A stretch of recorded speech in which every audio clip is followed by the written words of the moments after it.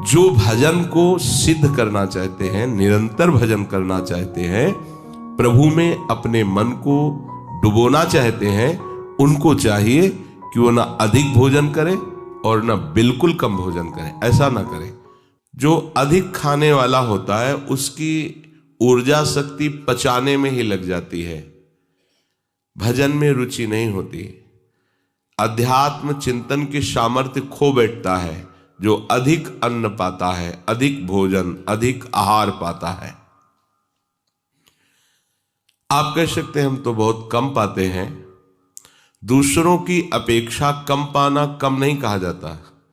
आपकी भूख से कम पाना उसे कम कहा जाता है। अब जैसे किसी का शरीर है और उसके शरीर की आवश्यकता है 1 किलो अन्न की। अब वो अगर 750 ग्राम पाता है, 800 ग्राम पाता है तो कम पाता है। अब किसी शरीर का ऐसा ढांचा है कि 300 ग्राम में ही उसका हो जाता है तो उसे 200 ग्राम पाना पड़ेगा। उसे यह सोचना नहीं है कि वो तो 700 ग्राम पाता है तो उससे तो हम कम ही पा रहे हैं, आपका कम नहीं माना जाएगा। हमारे शरीर की भूख कितनी है अन्न की, उससे कम पाना, ध्यान दीजिएगा। इसे हम दूसरे से मिला नहीं सकते। ऐसे भी भगवान ने शरीर की रचना की है जो एक बार में 2.5-3 किलो अन्न पाते हैं। अब उनको 100-200 ग्राम में बांध दोगे तो उनका भजन साधन तो कुछ होगा नहीं, बस भोजन का चिंतन होगा। तो थोड़ा ये देखना पड़ेगा ढांचे का, शरीर का कितना आहार है, उस आहार से उसको कम किया जाए। उसकी तुलना में दूसरा शरीरधारी कम पाता है पर वो अपनी भूख से अधिक पाता है तो वो ठीक नहीं है। अपने शरीर को देखना है कि अपने शरीर की भूख है अगर 3 रोटी की तो 1 रोटी हम छोड़ देते हैं, 2 रोटी पाते हैं। जो भूख से अधिक भोजन पाता है फिर उसे प्यास लगती है, फिर उन्हीं आंतों में पानी भरा जाता है। अब भोजन और पानी से आंतें भर गई तो श्वास स्थूल हो जाएगी, प्राणों को परेशानी होगी। जितना भोजन पाया है उससे कई गुना हमारे उदर में पानी की आवश्यकता होती है। ये जो पानी कम पीते हैं ये अपने स्वास्थ्य के साथ खिलवाड़ करते हैं। 3.5 लीटर 4 लीटर तो सहज में पानी प्रत्येक शरीरधारी को पीना चाहिए। अगर इतना पानी नहीं जाता तो अंदर जो तेजाब बनती है, एसिड बनती है और भी कई तरह के विकार बनते हैं, वो आपको परेशान कर देंगे, भजन नहीं करने देंगे। पानी से ये गर्मियां शांत होती, साधन में बड़ा हित होता है। तो इतना अन्न डालो कि पानी उससे डबल पीने के बाद भी आपको आंतों की याद न रहे, बाहर न मालूम दे, वजन न मालूम दे। पेट जब बोझिल हो जाता है तो उससे कोई सेवा करने की रुचि नहीं रहती। ये भारी जब पेट हो जाता है ना तो इसकी रुचि नहीं होती कि हम सोहनी लगा दें, पोछा। कैसे पोछा लगाएगा, इतना बड़ा पेट हो बैठ ही नहीं पाएगा।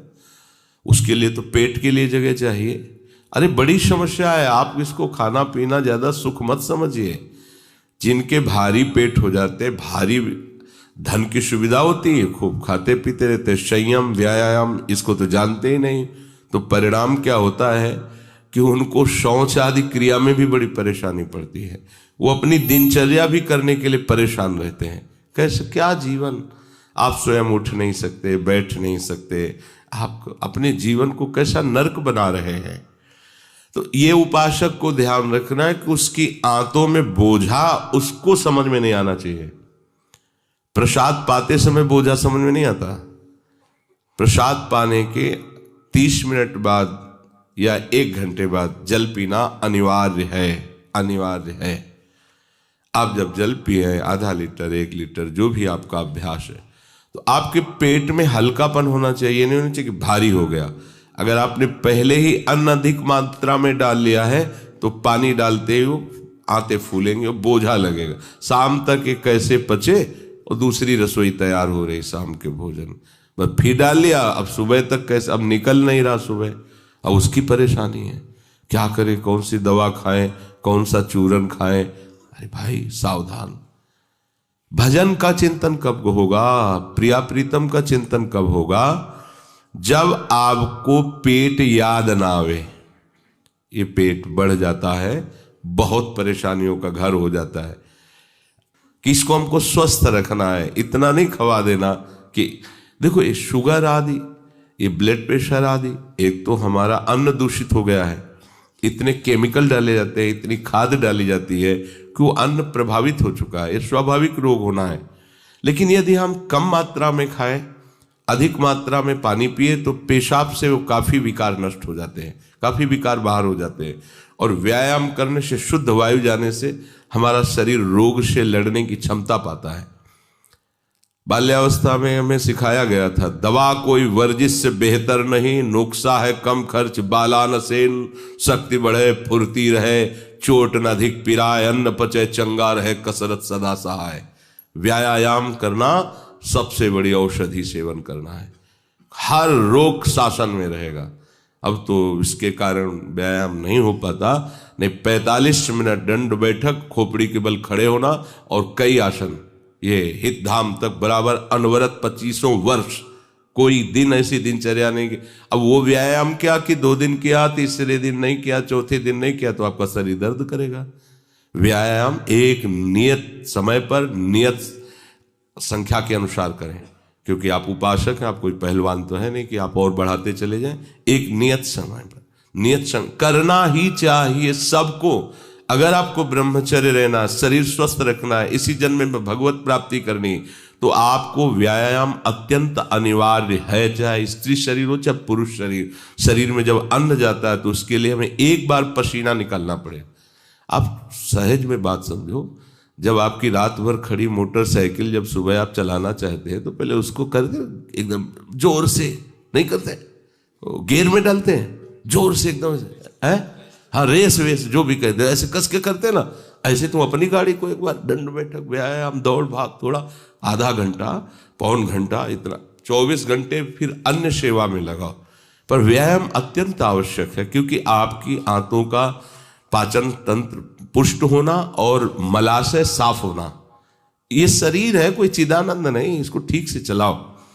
बार बार जो अधिक पाते हैं उनको पेट याद आता रहता है, टहलते हैं, बैठते हैं, करवट लेते हैं। अब उनका साधन भजन जब केवल पेट ही होता है, और ये बड़ा विचित्र मन है, आगे रसोई में क्या बन रहा है पता लगाता है। अब यहां पचा नहीं, आज क्या बन रहा है, आज ये हाँ हाँ संकल्प बन गया भोजन के लिए। भजन के लिए तुम्हारा कब संकल्प बनेगा, भजन के लिए तुम्हारी रुचि कब बढ़ेगी, इसको सावधान। ये न ध्यान करने देगा न भजन करने। अब पेट बड़ा हो रहा है तो आप आसन में बैठ सकते हो क्या, वो बोझा इतना रहेगा कि कुर्सी में बैठोगे, अरे नहीं, आप साधु हो, आपको ऐसे नहीं बैठना है। आप कोई विषयी पुरुष नहीं हो, आप कोई गृहस्थ नहीं हो। गृहस्थ इसलिए कह देते कि उन लोगों को बहुत कार्य करने होते हैं, वो अच्छे से नहीं पाएंगे तो नहीं चल पाएगा उनका गृहस्थी के कार्य। और 8-8 घंटे मेहनत कर रहे हैं, आप 8 मिनट भी मेहनत करना नहीं शरीर से, माला चलाना कोई बाहरी मेहनत की बात थोड़ी है। इसलिए सावधान, ना तो सुखपूर्वक बैठ सकता है, ना वो सुखपूर्वक लेट सकता है, और ना चलने फिरने का मन होता है, अजीर्ण होने लगता है। और खास बात की या तो नींद नहीं आएगी, वो आएगी तो कुंभकर्ण जैसी आएगी। युक्ताहार विहार, आगे श्लोक है इसी का। अगर आप ठीक से भोजन को नहीं समझते हैं तो आपके लिए वही रोग और दुख का कारण बन जाएगा। ये शरीर में अधिक चर्बी चढ़ना शरीर को बहुत भारी रोगों में फंसा देना है, ध्यान रखना। ये मोटापा बहुत बड़ा श्राप है जीने के लिए, आप इसे अच्छी बात मत समझिए, इसको मोटापा मत बढ़ने दीजिए, किसी का भी मोटापा। ये आपके लिए शाप है, वरदान नहीं है कि आप बहुत मोटे हो। इसे स्वस्थता नहीं कहते, आप अस्वस्थ हो रहे हो। भगवान कहते हैं कि जो अधिक खाने वाला है उसको योग सिद्ध नहीं होता, और न चैकांत मनस्नतः, ऐसे ही जो बिल्कुल नहीं खाता उसके लिए भी योग सिद्ध नहीं होता। बिल्कुल नहीं खाने का, अब मन आया तो शाम के पा लिया, मन आया 3 बार पा लिया, नहीं। एक आप साधु हो, आप साधक हो, परमार्थ के पति को आपकी एक दिनचर्या होनी चाहिए।